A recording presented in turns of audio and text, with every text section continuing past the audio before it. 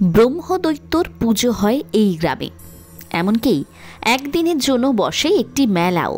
আবার ব্রহ্মদৈত্যের ভয়ে সন্ধে হতেই দোকানের পসরা গুটিয়ে মেলা শেষ করে গ্রামবাসীরা। হ্যাঁ, এই রকমই আশ্চর্য ঘটনার সাক্ষী থাকেন প্রত্যেক বছর পয়লা মাঘে বীরভূমের সিউড়ির একটি গ্রাম নগরীর বাসিন্দারা। শুনতে অবাক লাগলেও এটা কিন্তু একদম সত্যি। ব্রহ্মদৈত্যের জন্য চলে মেলা, ব্রহ্মদৈত্যের জন্য রয়েছে একটি থান। বীরভূম যে সত্যি আশ্চর্যের জায়গা তা আমি বেশ অনেকবার বলেছি। বীরভূমের বেশ অনেকগুলো গ্রামে কিন্তু এই ব্রহ্মদৈত্যের মেলা বসে। এতদিন তো আপনারা বিভিন্ন রকম মেলার নাম শুনেছেন, হস্তশিল্প মেলা, মিলন মেলা, বই মেলা, আবার একটু অন্য রকমের মতো মুড়ি মেলা বা মাছের মেলা। কিন্তু এই মেলা যেন একটু আজব টাইপের। মেলার নাম ব্রহ্মদৈত্যের মেলা। প্রত্যেক বছর পয়লা মাঘ এই মেলা বসে।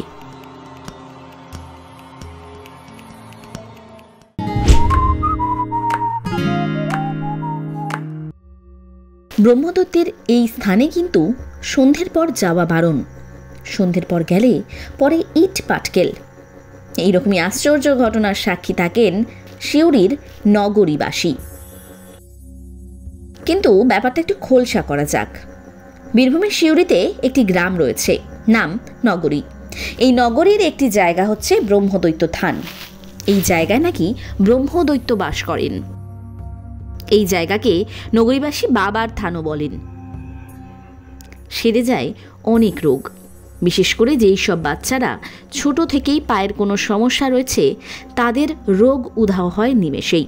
এই জায়গার পুরোহিত মশাই সেই রোগ নিরাময়ের ওষুধও দেন। আর এই ফাঁকা জায়গাটাই মেলার সময় লোকে গিজ গিজ করে। এত বছর ধরে কেউই এই জায়গায় রাত কাটানোর সাহস অবধি পাননি। যতবার তারা সাহস দেখিয়ে রাত কাটাতে গিয়েছেন তখনই কারোর কারোর কথায় কখনো শুরু হয়েছে ঝোড়ো হাওয়া, কখনো পড়েছে ইট পাটকেল, আবার স্বপ্ন দেখা গেছে আজগবি সব ভয়ঙ্কর স্বপ্ন। আবার গ্রামবাসীদের কথায় কেউ কেউ পুরোপুরি মানসিক ভারসাম্যহীন হয়ে পড়ছেন। এখানকার পুরোহিত মশাইয়ের কথায় জানতে পারলাম কিছু মাস আগেই নাকি এক সাধু বাবা এই জায়গায় এসেছিলেন এবং তিনি সিদ্ধান্তও নিয়েছিলেন যেখানে রাত কাটাবেন। যদিও বা পুরোহিত মশাই বারণ করেছিলেন, কিন্তু সেই সাধু বাবা সে বারণ উপেক্ষা করেও এই জায়গায় রাত কাটাতে চান। গ্রামের সকলেরই কম বেশি জানা রয়েছে এখানে কি হয়, কিন্তু তিনি জানতেন না, আর সেই কারণেই তিনি বারণ শোনেননি। তবে আশ্চর্যজনকভাবে তিনিও রাত কাটাতে সেখানে পারেননি। পরের দিন সকালবেলা হতেই পুরোহিত মশাইকে ডেকে সেই সাধু বাবা জানান যে আগের দিন রাতে নাকি তিনি স্বপ্নে খুব বড় কোনো সাপ দেখতে পান। আবার কখনো স্বপ্নের মধ্যে মনে হচ্ছে খুব হাওয়া দিচ্ছে, গাছপালা প্রচণ্ড পরিমাণে দুলছে। তার মনে হয়েছে যে এই জায়গায় থাকতে বারণ করছেন বাবা। এমনকি শুধু পুরোহিত মশাই নন, গ্রামের দু একজনের সঙ্গে কথা বলেও আমরা এই বিষয়টা জানতে পেরেছি। সত্যি নাকি রাতে এই সব কাণ্ড কারখানা চলে। কিন্তু ইট পাটকেলের বিষয়টা পুরোপুরি অস্বীকার করে নেন পুরোহিত মশাই। গ্রামের দুই একজনের সাথে কথা বলে জানতে পারলাম এখানে ব্রহ্মদৈত্য বাবা নাকি জোরে আওয়াজ করা পছন্দ করেন না। গ্রামে একসময় বহু কর্মকার পরিবার থাকতেন। তাদের বাড়িতে রাতের বেলা চলত মেশিন নিজেদের কাজকর্ম করার জন্য, কিন্তু বাবার তা পছন্দ নয়। আর যেহেতু তার পছন্দ নয়, তাই সেই কর্মকার পরিবারদের উৎখাত করেছিলেন তিনি এই গ্রাম থেকে। ব্রহ্মদৈত্য থানের পাশে রয়েছে একটি পুকুর। যদিবা আমরা যখন গিয়েছিলাম সেটা তখনও ছিল জলশূন্য। এই যে বট গাছটা দেখছেন এর পাশেই আছে সেই পুকুর, যদিবা এখন বোঝা যাবে না যেহেতু জল নেই। সম্প্রতি এই ব্রহ্মদৈত্য থামে একটি মুভির শুটিং হয়েছিল। শুটিংটি চলছিল গরমকালে, আর এই পুকুরটি জলশূন্য হয়ে পড়ে। তাই পুকুরের জল পরিপূর্ণ করার জন্য সারা রাত মোটর চালিয়ে সে পুকুরের জল ভর্তি করার কাজ চলেছিল। কিন্তু দুর্ভাগ্যবশত মাঝরাতেই সেই মোটর ভালো থাকা সত্ত্বেও হঠাৎ করেই খারাপ হয়ে যায়। এটা আদৌ কোনো অলৌকিক ঘটনা নাকি কোনো টেকনিক্যাল ফল্ট সেটা সঠিকভাবে জানা যায়নি। তবে এই রকম অনেক কাহিনী রয়েছে নগরী জুড়ে, যা নগরীর গ্রামবাসীদের মুখে মুখে রটে। এই পুকুর কিন্তু মেলার সময় জলপূর্ণ থাকে। মেলার সময় এই পুকুরের মাটি থেকে মাটি তুলে এনে ছোট ছোট মাটির বল আকারে ভক্তরা এই গাছের তলায় দেন। বাবা নাকি এই গাছেই থাকেন, তাই এই গাছের গোড়ার মাটি শক্ত করার কারণে ভক্তরা এইটা করে থাকেন, যাতে গাছের কোনো ক্ষতি কখনো না হয়। যদিও বা সবটা মান্যতা। এখানের এই ব্রহ্মদৈত্য থান খুবই জাগ্রত। নগরীবাসী আজীবন এটাই মেনে আসছেন। সেই কারণেই হয়তো এখনো পর্যন্ত নিয়ম করে পুজো করা হয় এই জায়গায়। লোকজনও এই জায়গাকে মেনেই চলেন, কেউ তার দুঃসাহসিকতার পরিচয় দেন না।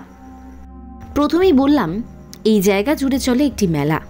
সেই মেলাও কিন্তু সন্ধ্যের মধ্যেই শেষ হয়ে যায়, কারণ তারপরে এখানে থাকার সাহস আর কারণ নেই। সম্ভব হলে কোনো একবার পয়লা মাঘে এই জায়গা থেকে ঘুরে আসতে পারেন। এই মেলা চলছে আজ থেকে নয়, চলছে বহু বছর ধরে। 1896 সালে বীরভূমের এই ব্রহ্মদৈত্য মেলার ছবি প্রকাশিত হয়েছিল দ্য মিশনারি হেরাল্ডে। এটি প্রকাশিত হয়েছিল লন্ডন থেকে। রেভ টিআর এডওয়ার্ডস সিউড়ির নগরীতে এসে এই পয়লা মাঘের এই ব্রহ্মদৈত্য মেলায় আসেন।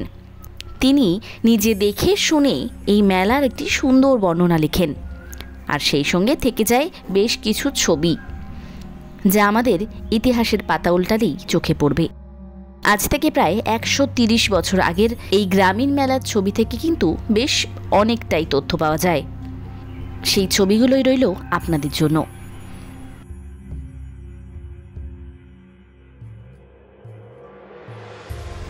তখন থেকে এখনো অবধি এই মেলা চলে আসছে সিউড়ির নগরীতে। তবে শুধু মেলার জন্যই কিন্তু নয়, এই জায়গার প্রাকৃতিক সৌন্দর্য আরও সুন্দর। তবে বীরভূমে এই জায়গা ছাড়াও কিন্তু বেশ আরও কয়েকটা জায়গায় ব্রহ্মদৈত্য মেলা বসে। সে নিয়ে নয় আরও একদিন ভিডিও করা যাবে। সেই মেলাগুলোও কিন্তু এক বেলার মধ্যেই শেষ হয়। বিকেল 5টার পর আর কেউ থাকে না সেই মেলায়। এই জায়গাটারও তার অন্যথা নয়।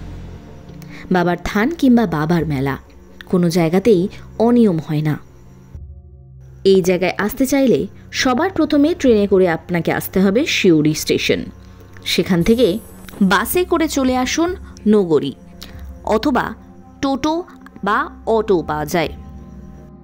এই মেলায় কিন্তু এখনও কোনো চাকচিক্য নেই। গ্রামের সাদা সরল মেলা যেরকম হয়ে থাকে ঠিক তেমন। আজকের মতো এইটুকুই। ফিরে আসবো আবার নতুন কোনো ভিডিও নিয়ে। ততক্ষণ ভালো থাকবেন, সুস্থ থাকবেন, সঙ্গে থাকবেন ট্রাভেলিয়ার।